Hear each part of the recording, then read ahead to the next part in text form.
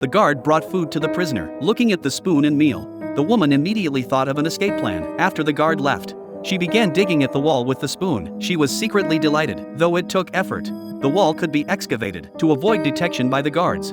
She tore pages from her book, soaked them in water, then covered them with soil from the wall. Since the paper matched the wall's color, she used it to conceal the hole. As the prison was surrounded by water and constant strong winds, the woman scattered the excavated soil bit by bit through her window, letting it gradually disperse in the wind. Knowing this escape would be a long-term project, to gain more time for digging, she requested to skip yard time under the pretense of reading in her cell. To speed up the excavation, she collected soup broth from her meals and spread it evenly around the hole. The salt in the broth would corrode the wall, making the soil easier to remove. Following this method, over 6 months, she dug a 60-meter-long tunnel. With everything ready, a prosecutor came to inspect the prison. Seeing her opportunity, she knew the prison would hold performances to welcome the officials' visit. During the crowded event, she quickly left her cell, since she hadn't participated in activities for 6 months. The inmates in the yard didn't recognize her. No one noticed her movements. While everyone watched the female prisoner's performance, she slowly approached the official's car and quickly hid underneath it. Meanwhile,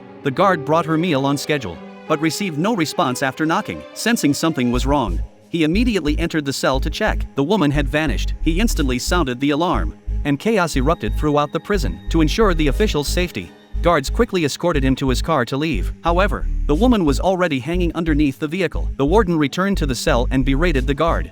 Furious they couldn't even watch one woman. Angrily, he grabbed a book from the bed and threw it at the wall, accidentally breaking the paper covering the hole. The warden pulled away the paper and discovered the tunnel. They concluded she had escaped through it and immediately called in a detective to investigate. The detective crawled into the tunnel with a flashlight.